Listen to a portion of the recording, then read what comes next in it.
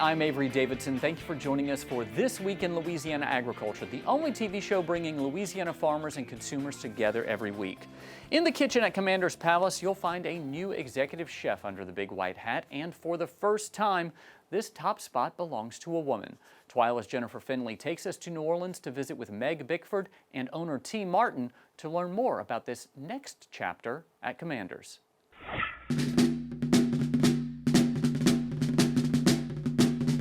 People were talking to me like, oh, you're new chef. I'm like, new to you, 12 years with me. So, world's easiest transition. Having known Meg as long as I have, I knew that this was going to go just fine. This morning we're in New Orleans, Louisiana at the famous Commander's Palace, where many incredible chefs have led the kitchen here. And for the first time, a female has grabbed that top spot, Meg Bickford. We sat down to talk to her about this new job.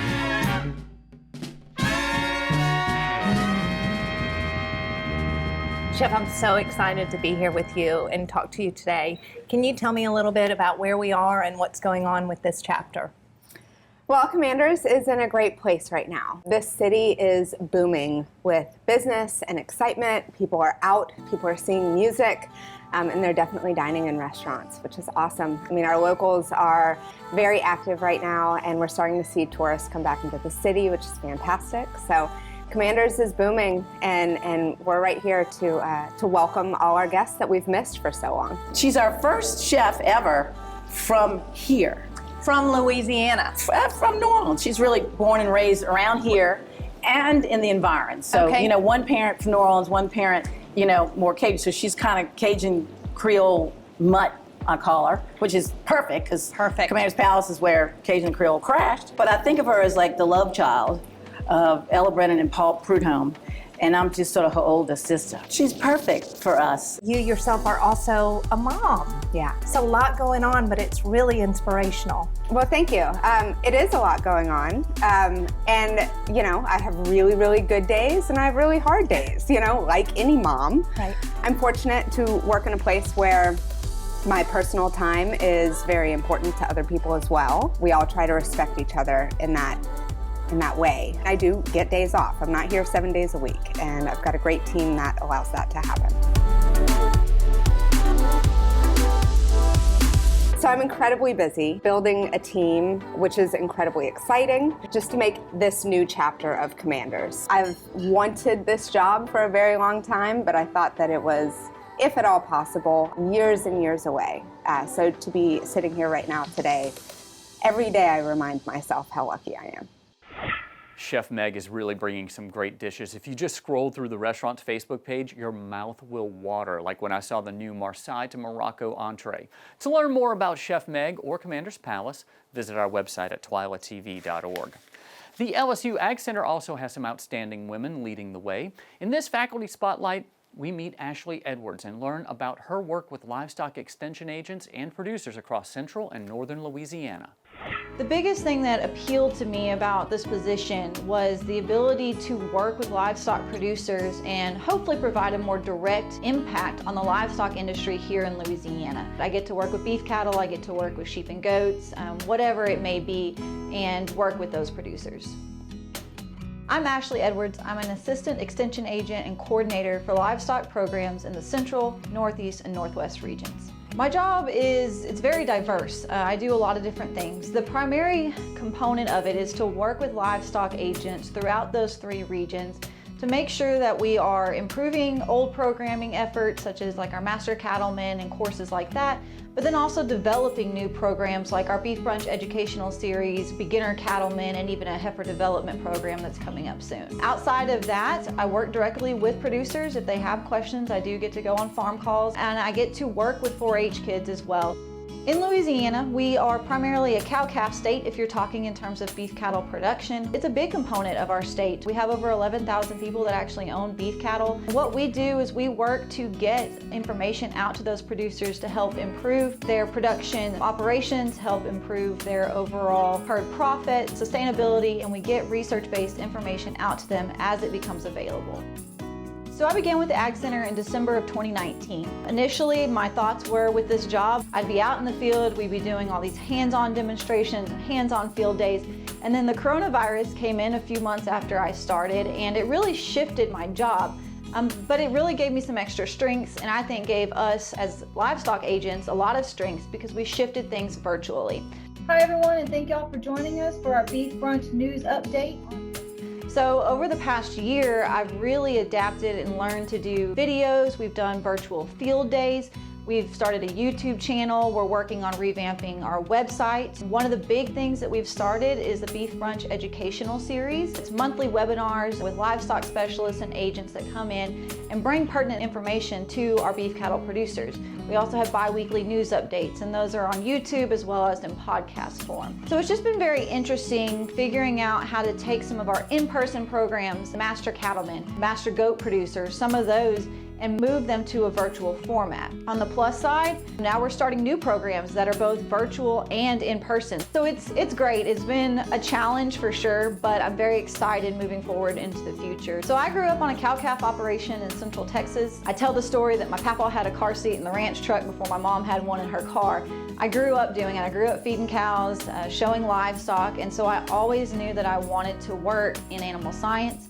I pursued a bachelor's in animal science and then a PhD in physiology of reproduction, focused on livestock reproduction and nutrition. I just kind of fell into it. I feel like this was the perfect job for me, again, to be able to work with youth, with producers, with other extension agents, and educate everyone.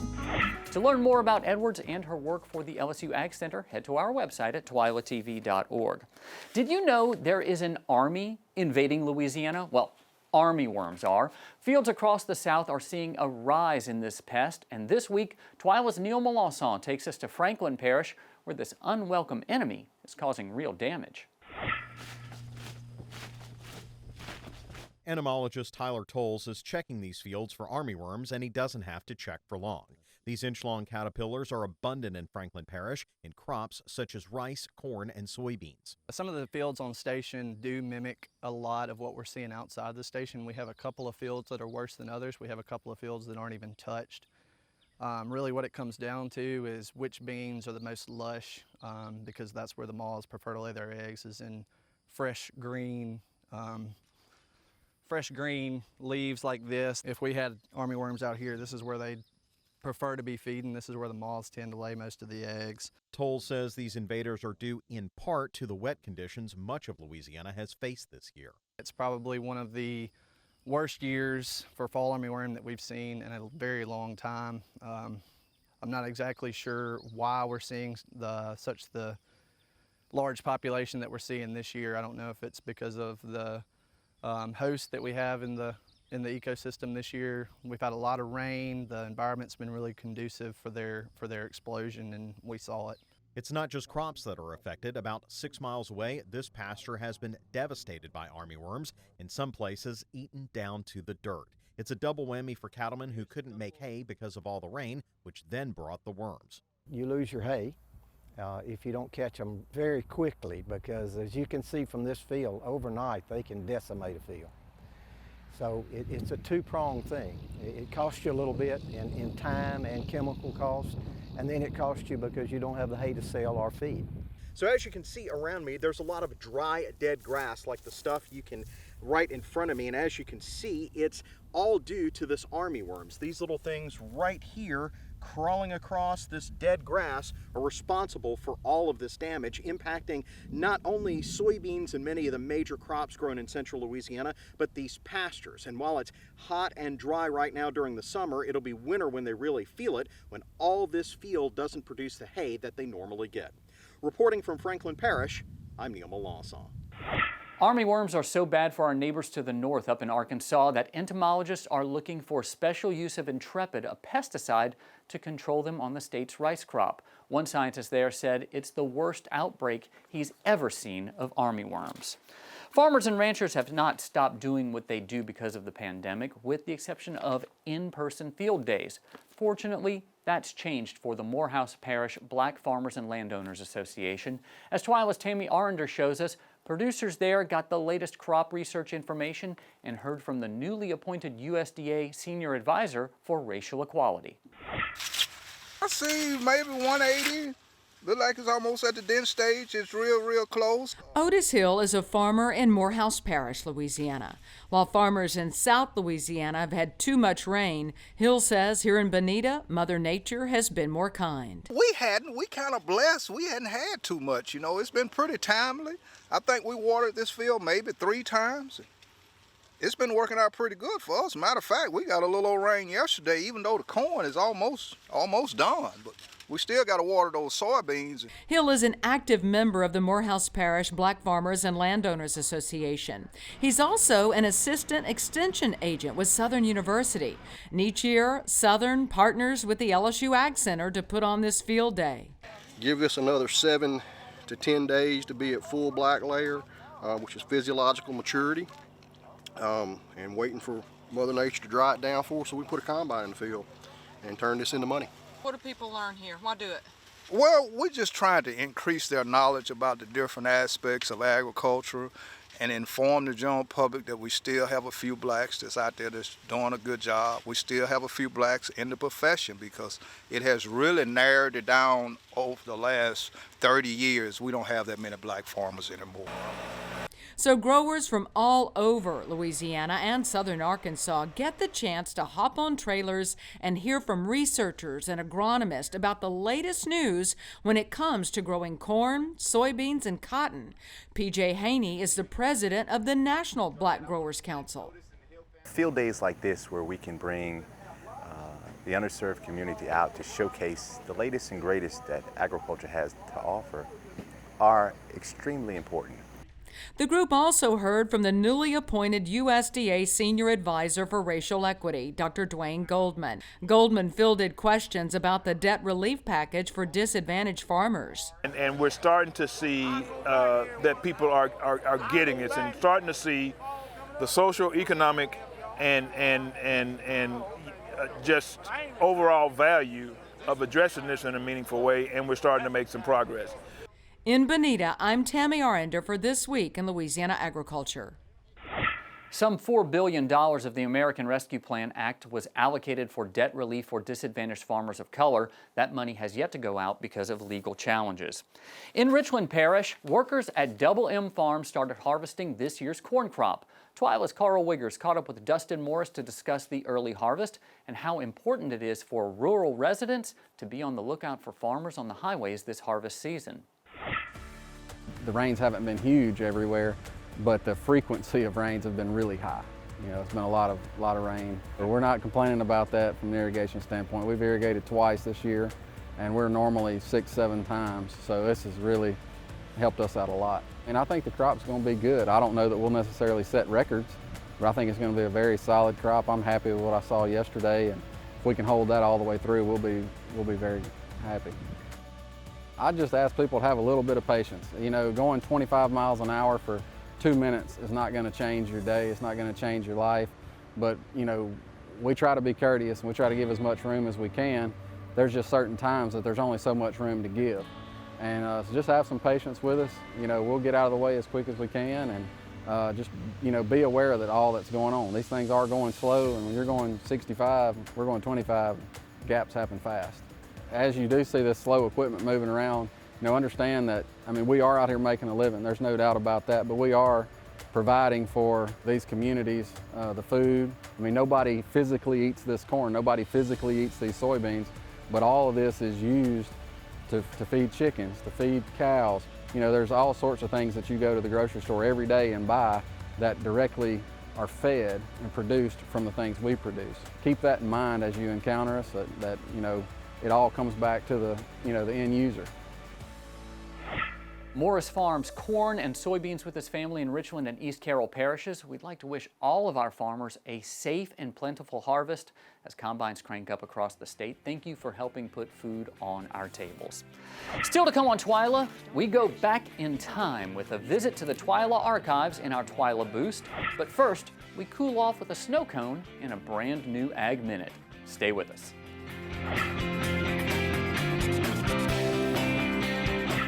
A rainy spring and summer across South Louisiana slowed the growth of this year's sugarcane crop just as the planting season is about to begin.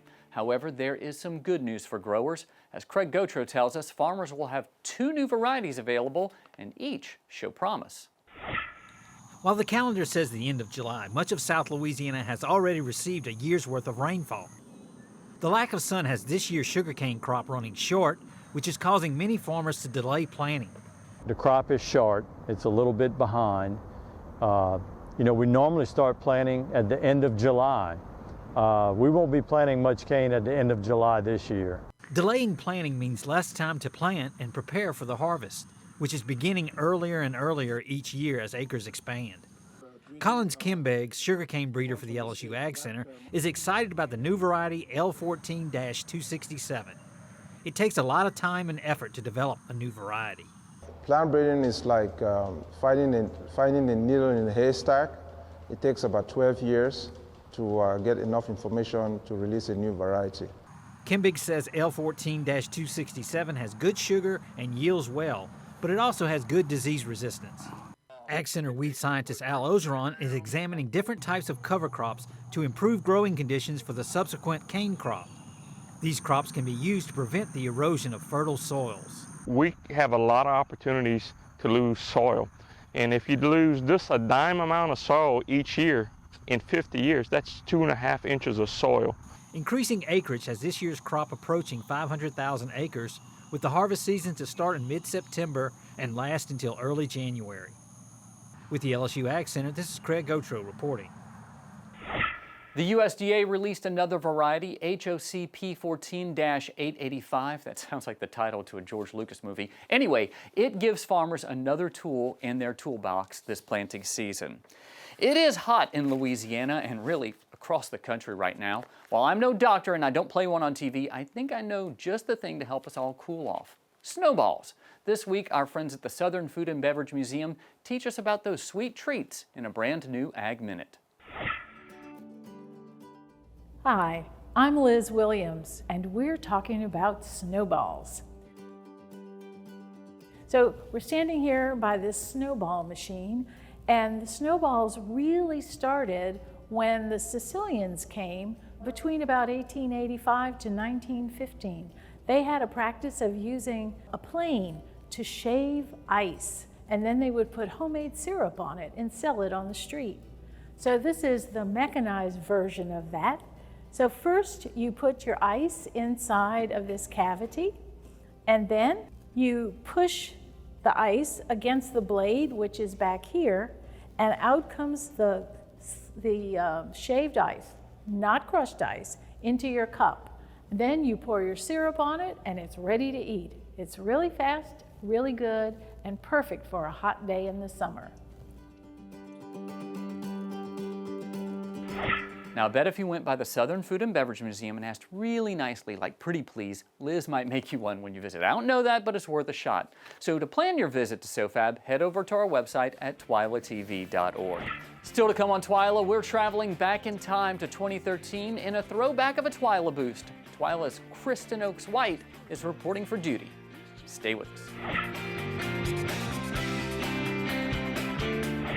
In just a couple of weeks, This Week in Louisiana Agriculture will turn 40 years old. Over the years, this TV show, started by Reginald Wallace, co-anchored by Don Molino, and perfected by Michael Dana, shared some amazing stories. As we approach our Big 4-0, we thought we'd share some of the stories that really stood out over the years. This one is part of a series we keep talking about doing again, and even have folks request that we bring it back. I'm talking about our Reporting for Duty series, where each member of the TWILA team worked for a day on a farm or ranch. One of the most memorable of those was when my partner, Kristen Oakes-White, went back to her father's farm and spent a day reconnecting with the agriculture she loves so much. Thomas Wolfe said, "You can't go home again." Well, he obviously did not grow up on a chicken farm. Some things never change. Where have you been? We had to what? The man behind the mustache is my dad, Butch Oakes. He raises about 120,000 chickens on his farm here in Washita Parish. And today, he's putting me to work. Get in the house and walk the house. Unlike Avery's precious little goats, these chicken houses are downright foul. It's hot. Dusty. Chicken litter sticks to your feet when you come out. And did I mention the smell? Once you've done it for a little while, it's not unpleasant. Yeah, right.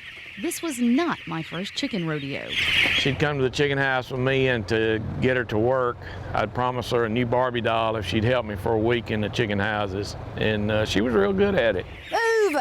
20 years later, I think I need a refresher course. Move! Miss Brenda is my dad's farmhand, and she walks me through the process to show me exactly how it's done. You got to start your feed lines at the end. There you go. Raise the water levels. That's good. And then pick up dead chickens. This is a city of 120,000. Somebody passes away. You have to take care of it for sanitary reasons. So you pick the dead birds up, get them out of here. After walking all 6 houses, I thought that I was done for the day. We gotta go load litter and put it out. Raise it on up. And by litter, he means chicken poop. Load the bucket and dump it in the truck. Seems simple enough. Don't roll it over. That's good, that's good. Except for one minor problem, the clutch. Hope the truck survives. After several attempts at what Dad considers a simple task, I finally loaded enough litter to fill the truck. The next step, spreading it on the field. But Dad saved the best chore for last. It used to be so much easier. I think Feeding the cows is a task I can handle.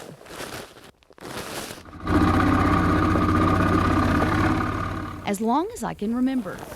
Come on, girls. These black cows were my world. And I used to love my cows. I always remember how much work it was, but it was always something about being around animals that was very enjoyable. I still love my cows. No matter how far, my home will always be where the farm is. In Calhoun, I'm Kristen Oakes for This Week in Louisiana Agriculture. Yeah, even for a TWILA boost, that one makes me tear up every time I watch it. Well, that does it for this edition of TWILA. Be sure to join us next week when we'll show you more from Louisiana's fields as harvest begins for rice in southwest Louisiana. Until then, you can watch all of our stories online at twilatv.org and be sure to like us on Facebook. Follow us on Twitter and Instagram. You can also find all of these stories and more on our YouTube channel, so be sure to subscribe and turn on the notifications so you know when we put out new content. We leave you this week with a little bit of that extra content that we shared on social media. It's a hype video for the beginning of corn harvest. For all of us here at TWILA, thanks for joining us. We hope to see you again right here next week.